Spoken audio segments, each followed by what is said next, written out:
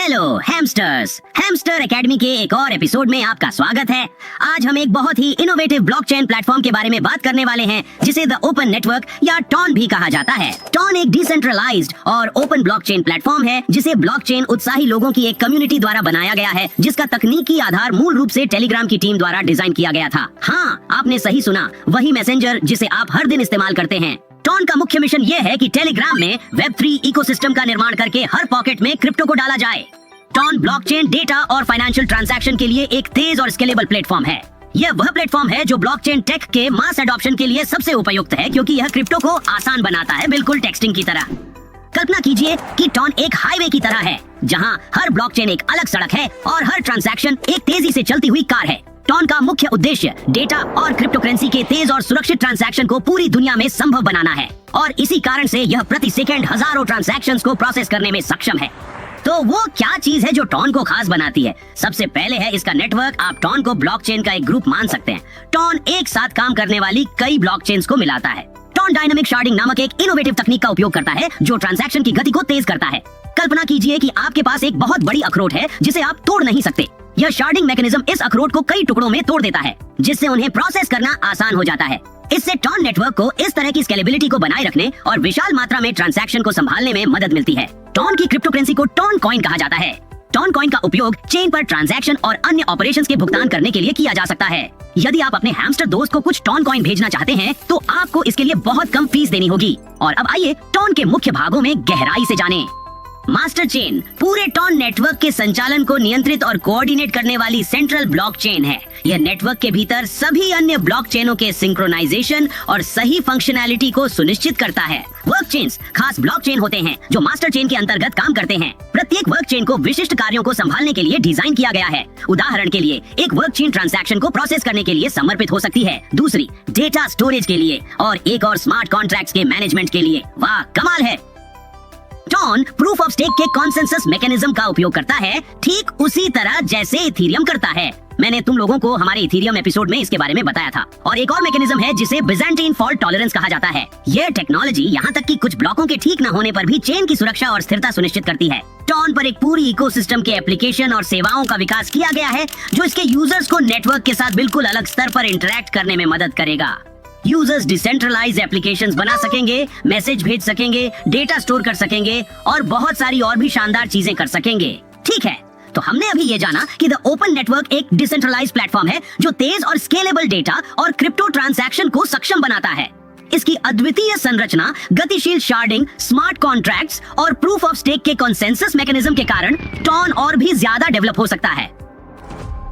Hello hamsters, कल्पना कीजिए कि आपके पास एक ऐसा बैंक है जहां आप अपनी मूंगफलियों को स्टोर कर सकते हैं, उन्हें दोस्तों को भेज सकते हैं, या यहाँ तक कि नई और शानदार मूंगफलियां खरीद सकते हैं, और वो भी बिना लंबी लाइनों में इंतजार किए या भारी फीस दिए बिना।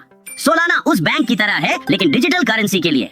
सोलाना एक ओपन सोर्स ब्लॉकचेन प्लेटफॉर्म है, जिसे ट्रांजैक्शन को तेज, सस्ता और स्केलेबल बनाने के लिए डिजाइन किया गया है। जब इसे मार्च 2020 में लॉन्च किया गया, तो सभी ने इसे इथेरियम किलर कहा। क्या आप अनुमान लगा सकते हैं क्यों? क्योंकि यह एक सेकंड में इथेरियम की तुलना में 1000 गुना ज्यादा ट्रांजैक्शंस को प्रोसेस कर सकता था। सोलाना एक अनूठी टेक्नोलॉजी का उपयोग करता है, जिसे प्रूफ ऑफ हिस्ट्री कहा जाता है, जो इसे ट्रांजैक्शन के टाइम और ऑर्डर को ट्रैक करने में मदद करता है। तो आखिर क्या कारण है कि सोलाना इतना लोकप्रिय है? पहला कारण है स्पीड। सोलाना प्रति सेकंड 65,000 ट्रांजैक्शन संभाल सकता है, जिसका मतलब है कि आप अपने पैसे भेजने और प्राप्त उतनी ही जल्दी कर सकते हैं, जितनी तेजी से आप एक टेक्स्ट मैसेज भेजते हैं। दूसरा कारण है कम फीस। सोलाना का उपयोग करके पैसे भेजना या प्राप्त करना केवल कुछ सेंट का एक फ्रैक्शन खर्च करता है, जैसे कि 1 पैसा या 2 पैसे, जबकि मान लीजिए इथेरियम की फीस कई डॉलर प्रति ट्रांजैक्शन हो सकती है। तीसरा कारण है स्केलेबिलिटी। सोलाना अधिक यूजर्स और ट्रांजैक्शंस को संभाल सकता है और धीमा होने के बिना बढ़ सकता है। इसे ऐसे हाईवे के रूप में सोचें, जो और अधिक कारों के चलने पर और अधिक लेन जोड़ सकता है। वैसे क्या आप जानते हैं कि सोलाना का निर्माण किसने किया? चार्ल्स हॉस्किंसन, एनाटोली याकोवेंको या विटालिक बुटेरिन?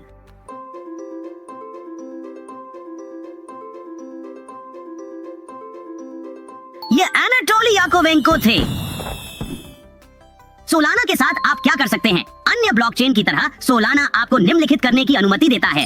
पहला, पैसे भेजना और प्राप्त करना। आप सोलाना की क्रिप्टो करेंसी जिसे SOL कहा जाता है उसका उपयोग करके पैसे भेज सकते हैं या सेवाओं के लिए भुगतान कर सकते हैं। दूसरा, एप्स बनाना और इस्तेमाल करना। डेवलपर्स सोलाना पर डिसेंट्रलाइज्ड एप्लीकेशंस या डी एप्स जैसे games, financial tools, social network और इत्यादि बना सकते हैं। क्या आपको पता है कि आपके पसंदीदा मीम कॉइन जैसे कि डॉग वेफाट, बॉन्क और मदर इगी सोलाना पर बनाए गए थे? तीसरा, इन्वेस्ट और ट्रेड करना। आप SOL खरीद सकते हैं और उसे रख सकते हैं या उसे क्रिप्टो एक्सचेंजों पर ट्रेड कर सकते हैं। आशा है यह मददगार रहा है। यह कोई इनकार नहीं कर सकता कि क्रिप्टो दुनिया बहुत ही विचित्र है और इसके साथ कदम मिलाकर चलने के लिए आपको कुछ उपयोगी सुझावों का ज्ञान अवश्य होना चाहिए। तो आज हम क्रिप्टो दुनिया में वित्तीय साक्षरता के 3 मुख्य नियमों के बारे में बात करेंगे। पहला नियम है होडल करते रहो। ठीक है, क्रिप्टो के नए लोगों के लिए बता दें कि आपको होडल या HODL करना सीखना होगा। यह कोई टाइपिंग की गलती नहीं है, यह क्रिप्टो दुनिया में एक शब्द है और इसका मतलब है hold on for dear life. जब बाजार एक टूट रही गेंद की तरह झूल रहा हो तो शांत रहें और आगे बढ़ें। घबराकर और गलत समय पे बेचना यह बिल्कुल भी ठीक नहीं है। दूसरा नियम है स्कैम्स। हर जगह है तो अपनी सुरक्षा बनाए रखें।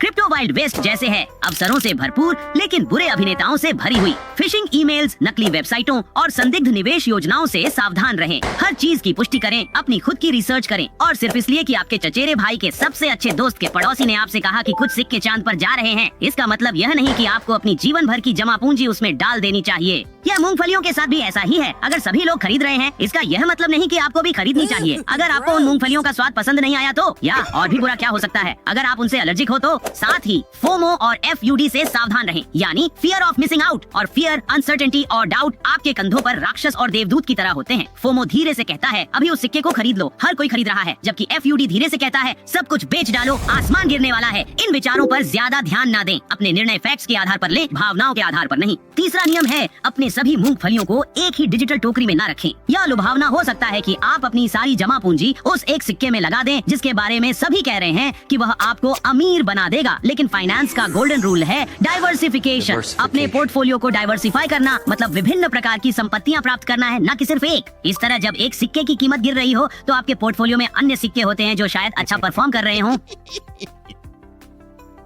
बस आज के लिए इतना ही। हमारे YouTube चैनल को सब्सक्राइब करें और याद रखें, हैमस्टर्स ताकतवर होते हैं। हम सब एक साथ हैं और एक दूसरे के लिए है। कल फिर मिलेंगे।